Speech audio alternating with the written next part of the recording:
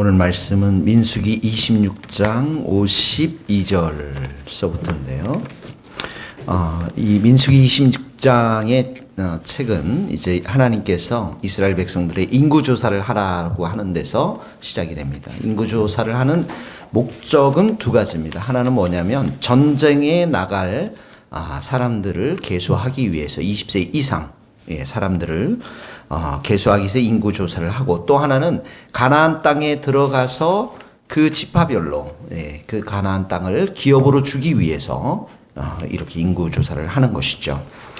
52절에 보면 하나님께서 모세에게 말씀해서 이제 시작합니다. 언제나 성도들은 여호와 하나님의 말씀을 듣고 순종하는 것이 가장 중요합니다. 여러분의 앞길, 우리 교회의 일, 그 모든 일들이 하나님의 말씀, 음성을 듣고 우리가 순종해야 되는데, 53절에 보면 명수대로 땅을 주라고 하네요. 명수대로 그래서 54절은 수가 많은 자는 땅을 좀 큰 걸 차지할 것이고, 수가 적은 자는 기업을 적게 차지할 것이다. 이게 첫 번째입니다. 인구 조사하는 이제 계수하는 목적이. 그 다음에 두 번째는 뭐냐면, 오직 그 땅을 제비 뽑아 나누어, 거기 밑줄을 그어서 제비 뽑아. 56절에도 보면 기업을 제비 뽑아 나누었다. 왜 제비를 뽑습니까?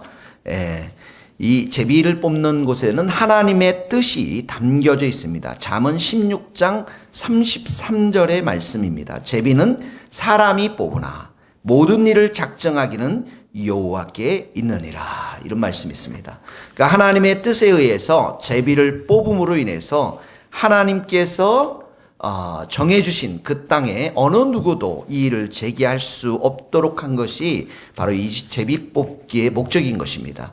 그러므로 여러분 생각해 보십시오. 한 공동체가 우리가 12지파가 있어서 땅을 분배받을 때, 특별히 이 강남 땅을 분배받는다고 생각해 보세요. 사람들 마음속에는 어떻게 해요? 탐욕이 있어요. 욕심이 있습니다. 누구는 좋은 땅을 차지했더라. 누구는 자갈밭을 차지했더라. 누구는 이제 가나안 땅에 들어가서 그 땅을 차지해야 되는데 그곳에 너무나도 강한 족속이 살고 있더라. 이런 말들이 많이 있었을 것입니다. 그런데 제비를 뽑으니까 하나님의 뜻이 이 제비 뽑기에 담겨져 있어서 이 결과에 순복할 수밖에 없는 그런 환경과 이런 것을 하나님께서 이 이스라엘 백성들에게 제공한 것입니다.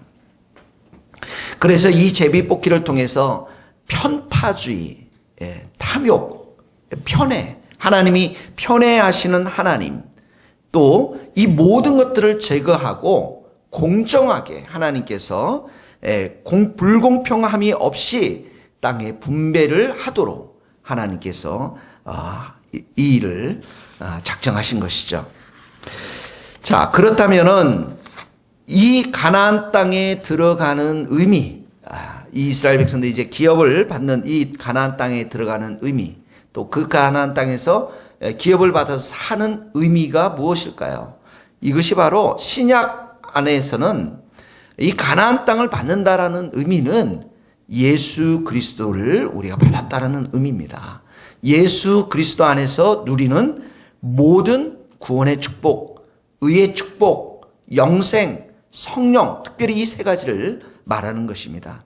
마치 이스라엘 백성들이 가나안 땅에 들어가서 하나님의 축복의 백성으로서의 그 땅에 사는 것처럼 우리는 신약 가운데서 예수 그리스도 안에서 우리가 누릴 수 있는 의와 구원과 의와 또 두 번째 영생과 세 번째 성령을 의미하는 것입니다.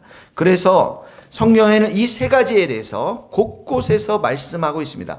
우리가 은혜를 힘입어 의롭다 하심을 얻었으니, 이렇게 말해요. 디모데후서 3장 7절의 말씀입니다. 은혜를 통해서 우리가 의인이 되었다, 의롭게 되었다. 이 은혜가 누구에게 있습니까? 예수님께 있는 거죠. 예수님이 이 땅 가운데 오실 때 은혜를 가져오신 것이죠. 그뿐만 아닙니다. 영생을 주셨습니다. 하나님이 세상을 이처럼 사랑하사 독생자를 주셨으니 이를 저를 믿는 자마다 멸망치 않고 영생을 얻게 하는, 예수님께서 영생을 이 땅 가운데 가지고 오신 것입니다. 우리 성도들에게 선물로 주신 것입니다. 이제 너희에게서 죄에게서 해방되고 하나님께 종이 되어 거룩함에 이르는 열매를 얻었으니 이 마지막은 영생이더라. 로마서 6장 22절의 말씀인 것입니다.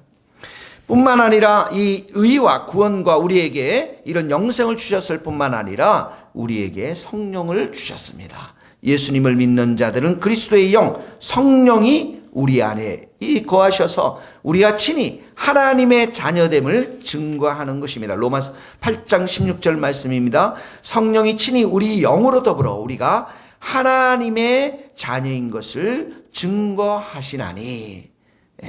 마치 가나안 땅에 들어가서 이스라엘 백성들이 하나님께 복을 누리는 것과 마찬가지로 신약에 와서는 예수 그리스도 안에서 우리 성도들은 철저하게 영적인 이런 축복을 받아 누리며 살아가도록 하나님께서 우리를 불러주셨습니다.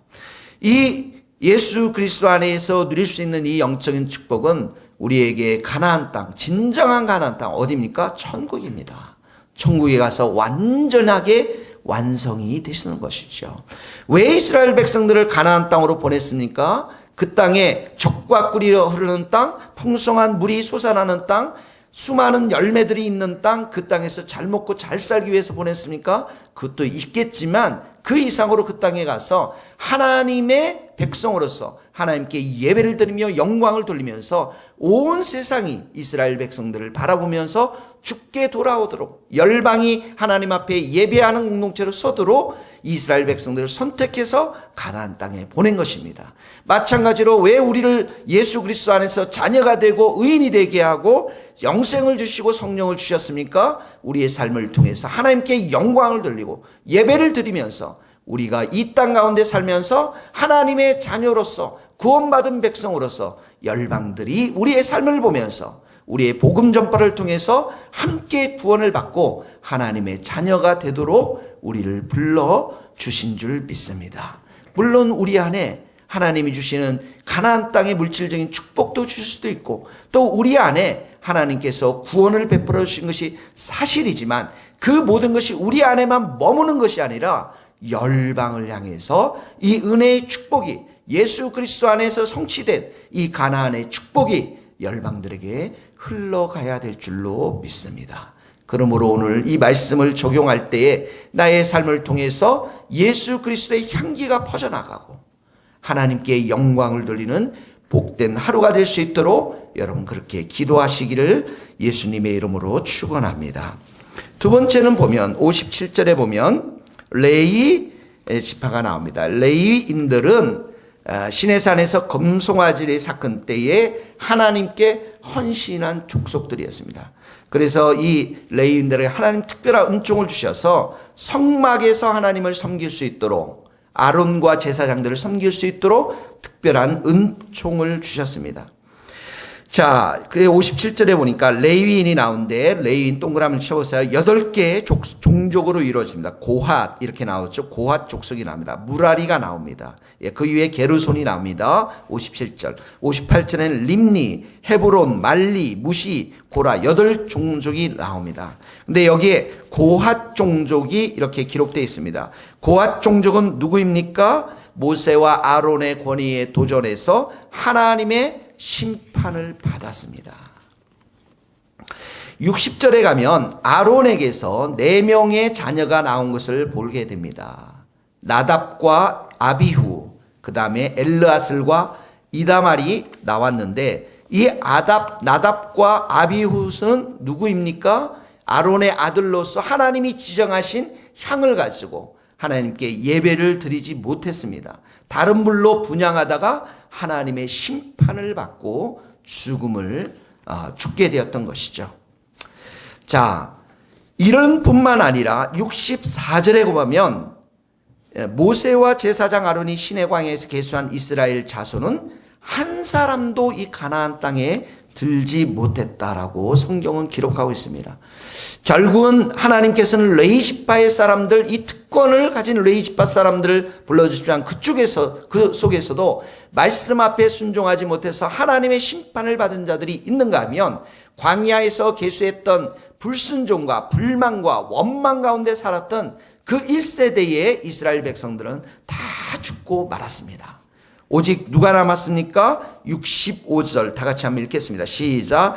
이는 여호와께서 그들에게 대하여 말씀하시기를 그들이 반드시 광야에서 죽으리라 하셨음이라. 이러므로 여분네 아들 갈렙과 눈의 아들 여호수아 외에는 한 사람도 남지 아니하였더라. 하나님 앞에서 불만과 불신앙으로 살아갔던 이스라엘 백성들, 또 레이지파의 사람들, 소수의 사람들은 모두 하나님 앞에 다 심판을 받고 죽었고 가나안 땅에 들어가지 못했습니다. 우리는 여기서 한 가지 교훈을 얻어야 합니다. 하나님 앞에서의 불신, 불순종, 죄, 이 모든 것은 종국에는 하나님의 심판을 가져올 수밖에 없다라는 것이죠. 하나님은 죄인에 대해서 반드시 심판하십니다. 한 번 죽는 것은 사람에게 정하신 것이요 그 후에는 심판이 있으리라. 히브리서 9장 27절의 말씀입니다. 우리가 혈연적 관계 속에서, 사회적 관계 속에서 사람들과 함께 먹고 더불어 살지만은 예수님이 다시 오시는 그날에는 죄로 인해서 하나님 앞에 불순종했던 모든 자들이 이 고앗 족속과 처럼, 나답과 아비후처럼 광야의 40년간의 광야에서 죽었던 사람들처럼 심판을 받을 수밖에 없다라는 것입니다. 결국은 이 그리스도의 심판대 앞에 그들이 행한 모든 것이 드러나서 하나님 앞에서 지옥의 심판으로 그들이 멸망할 수밖에 없는데, 여기 특별히 두 사람을 언급합니다. 갈렙의 아들 여분네 아들 갈렙과 눈의 아들 여호수아만이, 이 믿음의 사람만이 약속의 말씀을 붙잡고 그 가나안 땅이, 또 가나안의 족속들이 우리가 밥이라고 생각하면서 그 약속의 땅을 믿음으로 바라보며 살았던 이 두 사람만이 가나안 땅에 온전한 천국으로 들어갈 수 있었던 것입니다. 오늘도 이 말씀을 생각하면서 믿음이 없이는 하나님을 기쁘시게 하지 못한다고 말씀했습니다. 하나님께 나아가는 자는 하나님께서 그가 계신 곳과 그가 자기를 찾는 자들에게 반드시 상, 구원의 상, 천국의 상, 의인의 상, 영생의 상, 성령의 상을 주시는 분이심을 우리가 믿고 믿음대로 사는 복된 하루 될 수 있기를 예수님의 이름으로 축원합니다. 기도하시겠습니다. 하나님 아버지 감사합니다. 가나안 땅을 주신 하나님, 우리에게 예수님을 주셔서 감사합니다. 오늘도 예수님 바라보며 예수님의 이름을 부르며 예수님의 이름을 찬송하며 예수님의 이름을 순종하며 예수님께만 온전히 우리의 마음과 삶을 드리는 복된 하루 되게 하여 주옵소서. 하나님 아버지, 이스라엘 백성들에게도 심판을 받아 죄로 인해서 불신앙으로 심판을 받았던 그 사건들을 오늘도 대합니다. 주님을 알지 못해서 죽을 수밖에 없는 영혼들, 우리가 예수 그리스도를 증거하게 도와주시옵시고, 우리에게도 갈렙과 여호수아와 같은 견고한 믿음들, 약속의 말씀을 붙잡고 살아갈 수 있도록 성령님 우리의 중심을 붙잡아 주시고 믿음 가운데 하루하루 생활할 수 있도록 은총을 베풀어 주시옵소서. 이 교회를, 우리 모든 성도들을, 이 방송을 듣는 모든 성도들 마음 가운데 견고한 믿음을 더하여 주시옵시고, 하나님이 살아계심을 믿고 오늘 하루도 하나님께만 영광을 드리는 복된 하루로 축복하여 주시옵소서. 예수 그리스도의 이름으로 기도하오며, 지금은 우리 주 예수 그리스도의 은혜와 하나님의 크신 사랑과 성령님의 교통하심이 우리 모든 성도들, 선교사님들 삶과 사역 위에 이제로부터 영원토록 함께 하시기를 간절히 축원하옵나이다. 아멘.